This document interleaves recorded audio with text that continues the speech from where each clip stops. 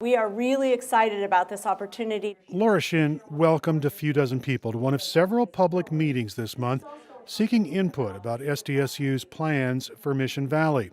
Those plans call for an extensive makeover of a property that's linked to the main university by a trolley line. What the university is hoping to do is to buy about 132 acres of the land here. They want to tear down this stadium, and then up in the northwest corner, they want to build a new multi-purpose stadium that seats 35,000 people. This parking area will be transformed once the development is done into a new campus that includes classrooms, office space, hotels, and up to 4,600 homes. And then if you look here south of the trolley line, that area will become a brand new river park.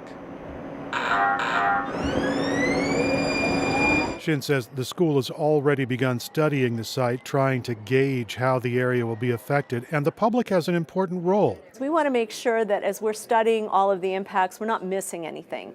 So traffic, for example, we have traffic engineers, and they're in the next room, and they'll talk to people in detail about what they've observed and what they've studied and how they think this project is going to impact it. But the community really knows in a very real way where the traffic problems are today and what they're concerned about. Look at the entrances.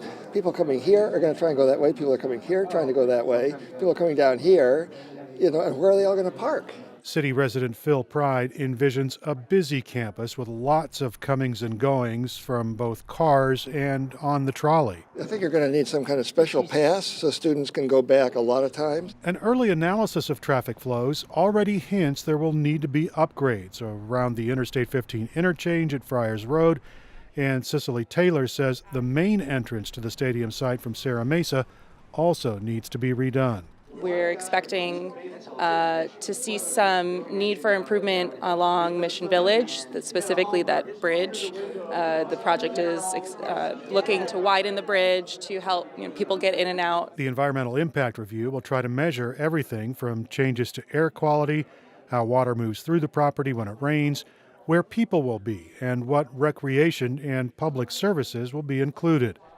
And the Audubon Society's Jim Pugh wants to make sure planners remember the animals that live there. This is kind of the only tributary canyon that there really could be a wildlife connection, which is really frustrating because there should be we should have, had we thought about it, we should have left a connection with all of them. So we want to, currently with the stadium not being used much at night, wildlife can move across the parking lot pretty much at will. San Diego State University officials will have to account for all of those issues and more, and they hope the process moves along quickly.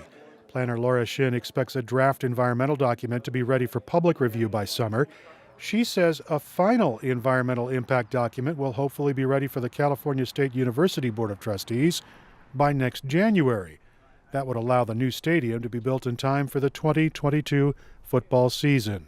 It is an aspirational schedule, but we've all committed to it, and we have a lot of really high-quality people working on it, so I have confidence that we'll make it. The environmental review is part of the process required under the California Environmental Quality Act, but it does not include negotiating the deal to sell the city-owned land to SDSU. School officials did meet with the city shortly after the ballot initiative passed in November, but formal negotiations setting the terms of the sale have not yet begun. Erik Anderson, KPBS News.